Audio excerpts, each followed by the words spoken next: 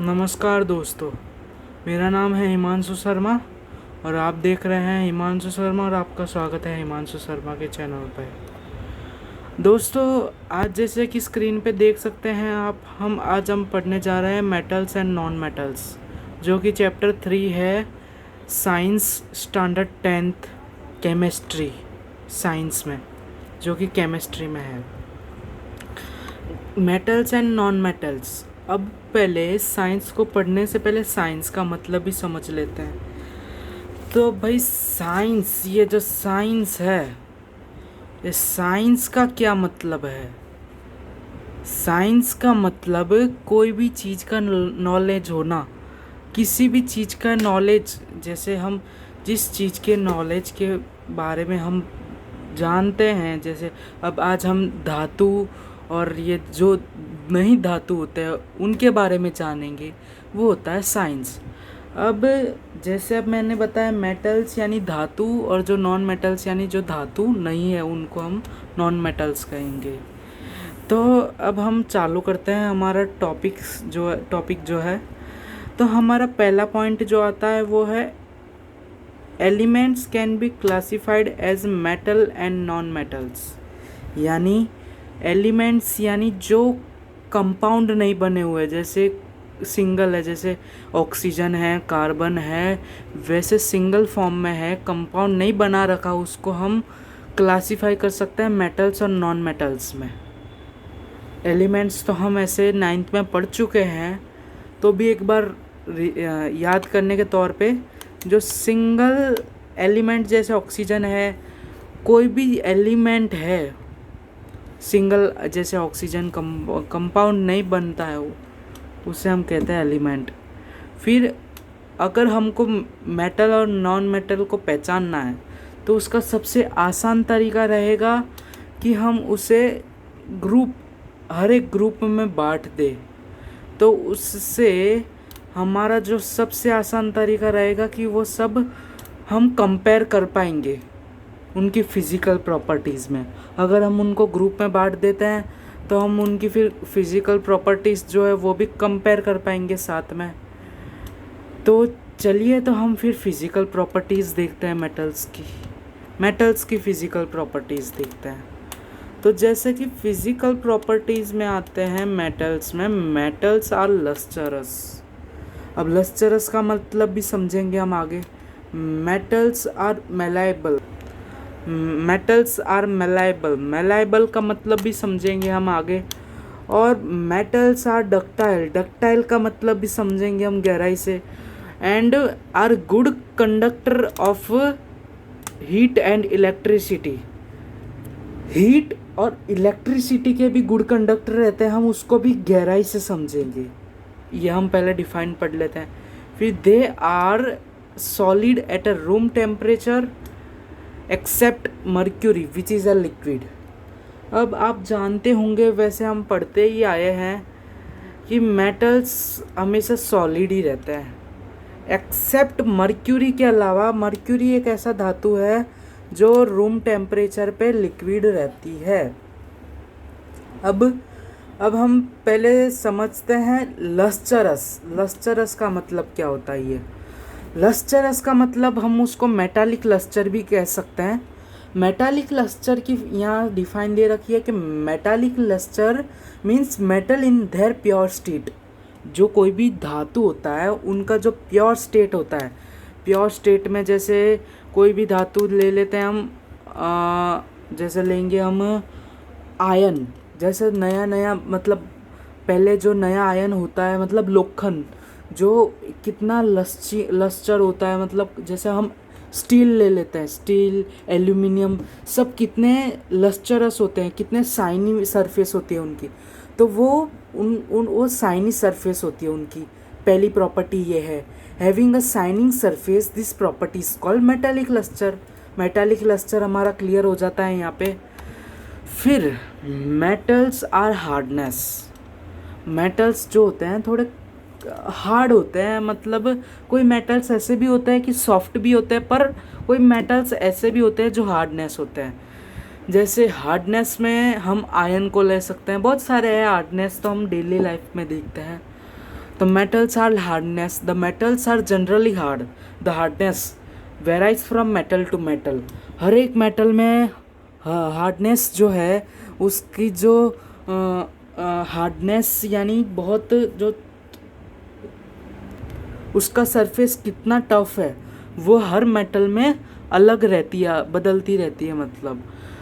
फिर दोस्तों हम ये मेलेबिलिटी का मतलब पढ़ चुके हैं 9th में, तो भी ये 10th के रूप में रिवीजन में आ रहा है।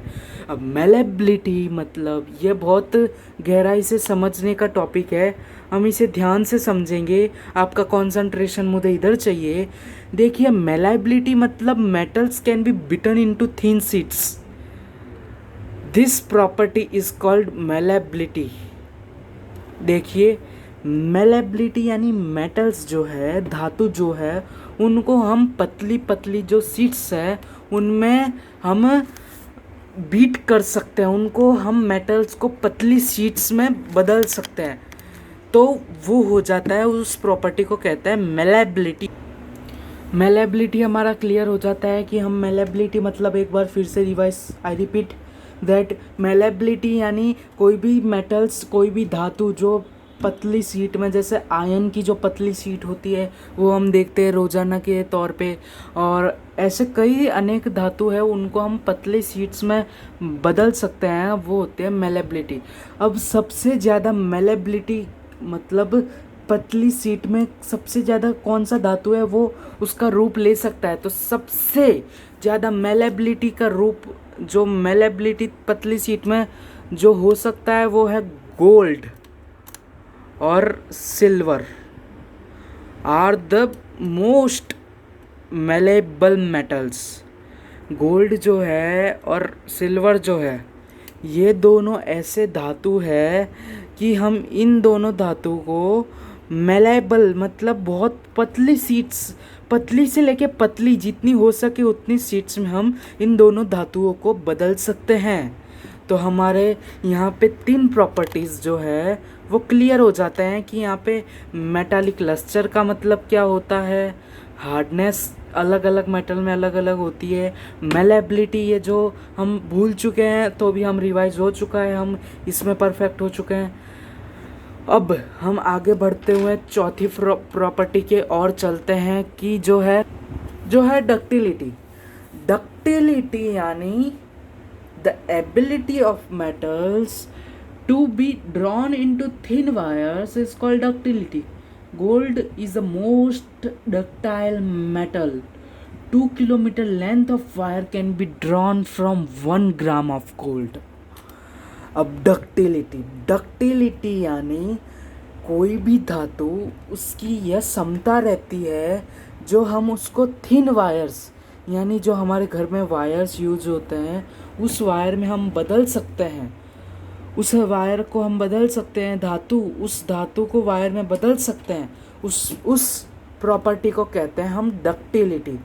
अब डक्टिलिटी में सबसे, जैसे हमने मेलेबिलिटी का पढ़ा था कि मेलेबिलिटी में जो सबसे मेलेबल है मेटल जो है गोल्ड और सिल्वर, वैसे ही डक्टिलिटी में जो है इसमें भी सेम गोल्ड जो है बहुत यानी बहुत, अभी आपको जानकर बहुत हैरानी होगी, आप बोलोगे वाह यार क्या मतलब फैक्ट है ये भी एक तौर पे। देखिए गोल्ड यहाँ पे क्या बता रखा है, गोल्ड, ये जो गोल्ड है अगर हम मान लीजिए अगर हम गोल्ड को 1 ग्राम लेते हैं, ये जो गोल्ड है हम उससे 1 ग्राम लेते हैं, 1 ग्राम गोल्ड लेते हैं, तो हम उससे 2 किलोमीटर लंबा वायर बना सकते हैं। 1 ग्राम गोल्ड में से 2 किलोमीटर लंबा wire, can you believe this? Impossible है ना, मतलब पॉसिबल तो है पर मानना बहुत कठिन है कि भाई बहुत नई चीज़ जानने को मिली है कि आज 1 ग्राम गोल्ड से हम 2 किलोमीटर लंबा वायर बना सकते हैं। वैसे ही हमारा कंडक्टर ऑफ हीट, हमने यहाँ पर जैसे पढ़ा था कि मेटल्स है जो गुड कंडक्टर ऑफ हीट भी है और इलेक्ट्रिसिटी यानी दोनों है साथ साथ, यहाँ एक साथ हीट को भी गुड कंडक्टर है और इलेक्ट्रिसिटी में। वैसे ही यहाँ पे हम पढ़ेंगे कि the metals are good conductor of heat and have high melting point. The best conductor of heats are silver and copper. Metals जो है वो हीट कंडक्टर, कंडक्टर यानी कोई भी चीज़ को कंडक्ट करना, मतलब ये चीज़, ये जो हीट को है अच्छी तरह से कंडक्ट कर पाते हैं. ये जैसे हीट को जो है अच्छी तरह से कंडक्ट कर पाते हैं.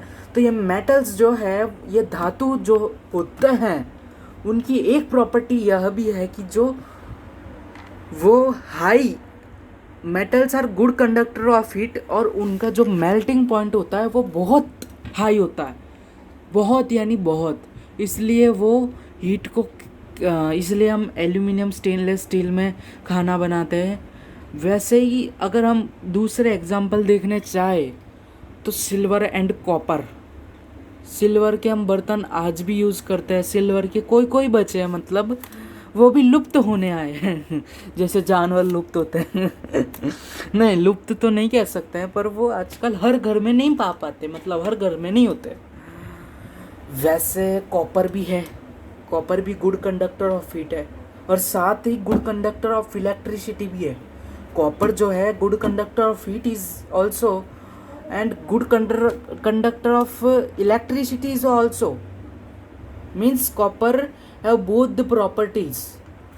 It conducts all, means metals, of course metal is conducting all the properties whatever we are studying, but in the deep we have to understand that each property is telling us, means what that properties is telling to us.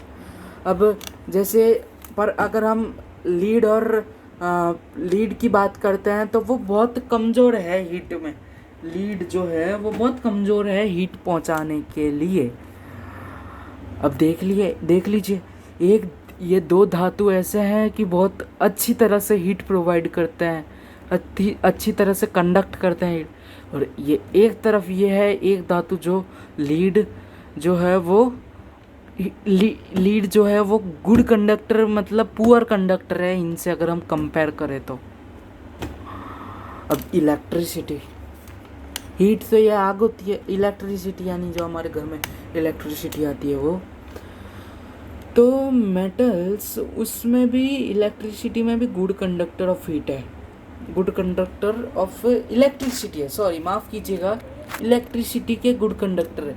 जैसे हमारे घर पे wire होते हैं, copper के wire, जो हमारे घर पे इलेक्ट्रिसिटी लाने में हेल्प करते हैं, मदद करते हैं. वैसे एल्यूमिनियम भी होता है उसमें कई प्रकार के धातु होते हैं. तो जो धातु होते हैं वो इलेक्ट्रिसिटी लेके जाते हैं, तो उनको कोटिंग करना किसी भी चीज़ का, जैसे रबड़ का, किसी भी चीज़ का लिखा हुआ है जैसे polyvinyl chloride, PVC polyvinyl chloride, या रबरों का, इनका कोटिंग करना ज़रूरी है. अगर ये तार ऐसे नॉर्मल पड़े रहे, देखिए यहाँ पे क्वेश्चन है, why are the electric wire are coated with such substance. इनका कोटिंग करना क्यों मतलब ज़रूरी है? ज़रूरी इसलिए होता है कि ये अगर खुले रहे तो हम जैसे इंसानों को खतरा रहता है हर टाइम पे कि हमें ना बिजली पकड़ ले, हमें ना बिजली, या और भी कई प्रकार के धातु होते हैं जो प्रेजेंट रहते हैं इलेक्ट्रिसिटी पहुंचाने में, उनको भी ये पकड़ सकता है और कई को बहुत सारी हानि पहुंचा सकता है. तो यहाँ पे लिखा है कि to prevent conduction of electricity to people और कंडक्टिव. देखिए मैंने बोला कि जो इंसानों को जो हीट पकड़ लेती है वो क्या, इलेक्ट्रिसिटी, माफ़ कीजिएगा. और जो कंडक्टिव मेटल्स होते हैं वो भी पकड़ सकते हैं हीट को. अब हम लास्ट प्रॉपर्टी की, मेटल की प्रॉपर्टी के और बढ़ते हैं. मेटल की लास्ट प्रॉपर्टी जो है वो है सोनोरस. ये तो भाई बहुत बढ़िया एग्जांपल है सोनोरस, मतलब बहुत बढ़िया प्रॉपर्टी है आसानी से. अब सोनोरस होता है क्या? सोनोरस यानी कोई भी मेटल अगर वो हार्ड सरफेस पे जोर से टकराती है और रिंगिंग साउंड, टन, बैकग्राउंड म्यूज़िक भी आ गया है ऐसे तो। वैसा रिंगिंग साउंड अगर प्रोड्यूस करती है तो मान लीजिए वो धातु है। ये सब जो हम प्रॉपर्टीज़ पढ़ रहे हैं उनकी कैरेक्टरिस्टिक, उनका क्या कैसे रहते हैं, धातु को हम कैसे पहचान सकते हैं, तो ये सब उनकी प्रॉपर्टीज़ है। तो मान लीजिए अगर अगर मेटल जो मान लीजिए अगर हमारे हाथ में कोई भी चीज़ है वो हमारे हाथ से गिरती है और अगर गिरते ही वो आवाज़ आती है टन, तो वो धातु है। तो इधर डिफाइन जो है सोनोरस की, the metals that produce a sound on striking a hard surface are said to be sonorous. मैंने बोला कि जो स्ट्राइकिंग करते हैं हार्ड सरफेस पे और and and and produce a sound, वो रिंगिंग साउंड प्रोड्यूस करते हैं, ऐसे यहाँ पे लिखा नहीं है पर ऐसे बताया हुआ था पहले। और जैसे हम इसका एग्ज़ाम्पल, अच्छा एग्ज़ाम्पल लेते हैं तो स्कूल बेल, जो स्कूल बेल बजाते हैं हमारे स्कूल में, वो स्कूलों के दिनों की भी याद आ रही है। ऐसे तो कोरोना का समय है, वो तो हमें मैनेज करना पड़ेगा कैसे भी करके। स्कूल भी आशा करते हैं, भगवान से प्रे करते हैं कि जल्दी ही चालू हो जाए और भगवान हमें ये सिचुएशन, बहुत क्रिटिकल सिचुएशन से, ये बड़ी क्रिटिकल सिचुएशन से बाहर निकाले। अब बिना टाइम को बर्बाद करते हुए हम जो धातु नहीं होते हैं, नॉन मेटल्स होते हैं, तो उनकी तरफ भी बढ़ते हैं। तो अब ये नॉन मेटल्स होते क्या हैं? नॉन मेटल्स होते हैं जो नॉन मेटल्स है properties opposite to that of metals. देखिए सबसे आसान है, नॉन मेटल्स यानी मेटल्स के विरुद्ध, धातुओं के विरुद्ध होता है नॉन मेटल्स। यानी जो प्रॉपर्टीज़ धातु में होगी वो प्रॉपर्टी नॉन मेटल में नहीं होगी, उसका अपोजिट होगा। वैसे एग्जाम्पल के तौर पे हम देखना चाहे तो कार्बन है, सल्फ़र है, आयोडीन है, ऑक्सीजन है। हम नॉन मेटल को अक्सर कम तौर पे से पहचानते हैं, तो नॉन मेटल्स की आज हमें यहाँ पे पहचान हो जाएगी कि नॉन मेटल्स होते क्या हैं। तो जैसे कार्बन है, सल्फ़र है, आयोडीन है, ऑक्सीजन है, हाइड्रोजन है। तो हम उसे हमारे डिफाइन को कंटिन्यू करते हैं। तो नॉन मेटल्स अपोजिट होते हैं मेटल्स के, धातुओं के। वो they are neither malleable nor ductile, ना तो उनमें थिन सीट्स वो ना बन सकते हैं, ना ही वो वायर उनमें से वायर बन सकता है। ये दो प्रॉपर्टी, यानी कहा ना कि ये जो अपोजिट होता है, और वो हीट को भी कंडक्ट नहीं करता है। हम समझ जाते हैं कि भाई अपोजिट होते हैं यानी वो हीट को भी कंडक्ट नहीं करता है। और पर यहाँ पे ग्रेफाइट जो है एक ऐसा नॉन मेटल है, वो इलेक्ट्रिसिटी को कंडक्ट करता है। दोस्तों ये बात याद रखिए। आ सकता है ये नॉलेज साइंस का मतलब ही नॉलेज, तो हमें ये याद रखना होगा कि ग्रेफाइट का मतलब होता है ग्रेफाइट, माफ़ कीजिएगा, ग्रेफाइट एक ऐसा नॉन मेटल है जो इलेक्ट्रिसिटी का गुड कंडक्टर है। हम पढ़ चुके हैं